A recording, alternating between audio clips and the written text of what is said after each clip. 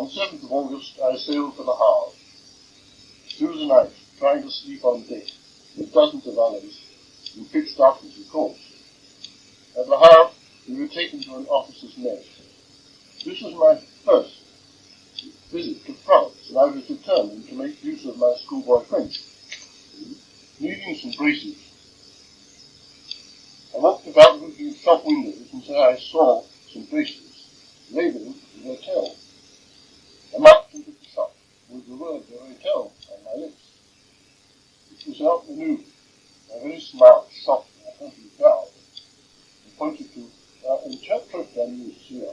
With me on the draft was a special friend, Second Lieutenant Charles Rope, who was 2 terms senior to me at the shop. We had been at the Havre about 2 or 3 days when the draft had orders to proceed to our job, reinforcement. And Charles and I were pleased to see we were both posted to the Third Army, so that the first part of our journey we travelled together. By train. It was a quarter of a mile long, and it was so slow that when it stopped, one could happily jump down out of the carriage to have a wash, or shave, or a drink, at a brook running alongside the railway line. Confident that if the train started, there would be no difficulty in running along beside it and climbing back into one's compartment. At railhead, Toulon, we had to report to Third Army headquarters. There Charles and I were pleased to see we were both to report to the 4th Corps. Or was it the 6th? I think it was the 4th. So we were still together. At Corps headquarters, our names were on a list for the same brigade. At brigade headquarters, the adjutant asked whether any 2 of us, who we felt fine with another, were friends, and Charles and I put up our hands. Was this piece of good fortune just a lucky coincidence? I think it's quite possible that each batch of officers was simply a section of an alphabetical list, so that Roth and Roberts-Wray happened to be at the end. But there was a further slice of luck. We made our way to the battery wagon lines, where the ammunition wagons and horses were parked in comparative safety, a mile or more behind the battery, and there we were greeted by the battery quartermaster sergeant. We asked him whether there were any newly arrived officers, and he said yes, there was one.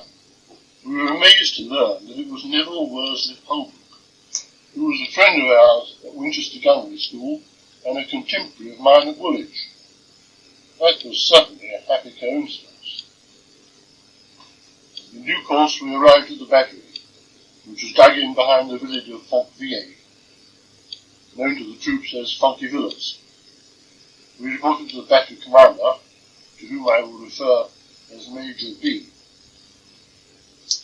My reminiscences would be incomplete if I didn't say that I cannot imagine any senior officer being more unpopular, at any rate with the other officers. I believe my intense dislike of him, some of my reasons will appear, was shared by them all, certainly by the captain. A possible exception was a senior subaltern, who was treated as the Major's favourite. But I don't criticise him. I liked him very much.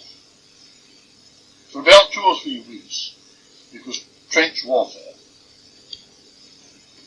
Most of the time, we were engaged on counter-battery work, shooting enemy batteries, and harassing fire on lines of communication, making good use of our ability with the 60-pounder gun to engage targets up to 8.5 miles away. 4 of the 6 guns, sunk in gun pits, were used for this work. Only one subaltern was on duty with the guns at any time. He had a dugout provided with a telephone, maps, and all the equipment necessary for working out orders for the guns to be given to the 4 non-commissioned officers in charge of the guns. As a rule, but not always, the 4 guns would be given different targets. The remaining 2 guns were held in reserve a few hundred yards in the rear, where the Major and the subalterns not on duty had their dugouts. Every day, one Sutherland went to the observation post, in or near the front line, from where he could give information or firing orders to the battery by telephone or heliograph.